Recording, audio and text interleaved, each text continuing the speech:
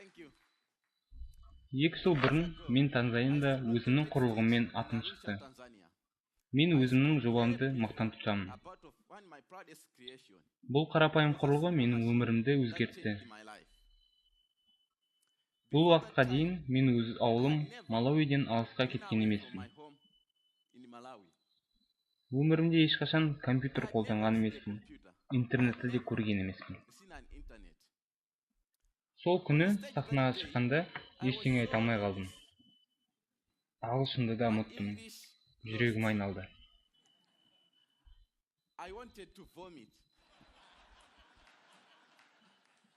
Өмірімде ешқашан соншама көп азунгу ақ адамдардың арасында болған емеспін.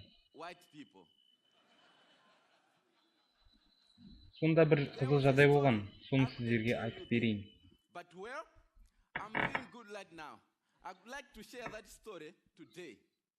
Семьямда 7 бала бар, менен басқасының бәрі қыз балалар. Бұл мен кішкентай кезінде әкемнің қасындамын. Жер құмның қауіпін көргенге дейін мен кедей шаруашылықта мемлекеттің жай ғана фермері болдым. Барлығы сияқты біз де кукуруз өсірдік. Бір жылы біздің жағдайымыз күрт нашарлап кетті. 2001 жылы біздің мемлекетте қатты ашаршылық болды. 5 айдың ішінде Малави халқы аштықтан көз жұма бастады. Менің жанұям күніне бір рет кешке ғана ас ішті. Ол кукурузының ұнынан жасалған кісі басына бір шелпек қана болатын. Бұл аз өте аз еді. Малавида орта мектепте оқу ақылы болған. Ашаршылықтың кесірінен мен мектепті тастауға мәжбүр болдым. Әкеме және құрғап қалған жерлерге қарап, бұндай болашақты қаламадым. Орта мектептің 1-ші сыныбына қайтып келгеніме өте қуандым.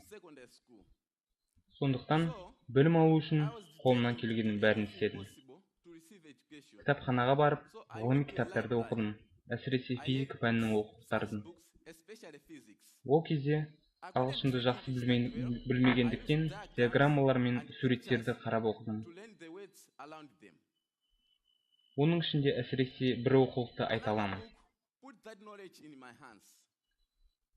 Онда жел диірмені су тартып, электр энергиясын шығаруға мүмкіндік беретіні туралы айтылған. Тартылған сумен жерді құнарландырып, сол уақытқа дейін болып келе жатқан ашаршылықпен күресуге мүмкіндік туғызады.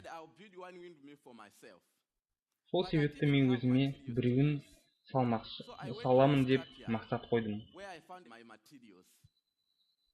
Қажетті материалдар болмағандықтан мен қоқыс орындарын аралап, керек заттарымды жинадым.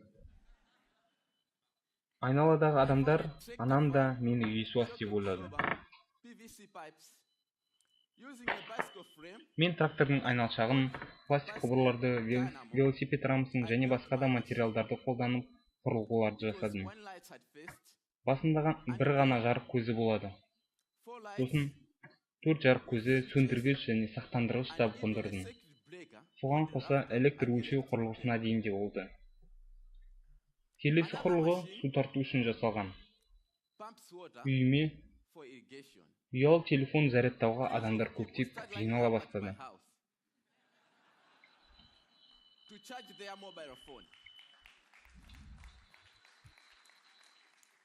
Олардан құтыла алмадым. Журналистер де келе бастады. Солардың арасында интернет беттерінен де көріндім. Өмірімде ешқашан ұшақ көрген емеспін. Қонақ үйінде де түнеп көрмедім. Сол күні сахнаға шыққанда ағылшынды ұмыттым. Сонда айтқаным: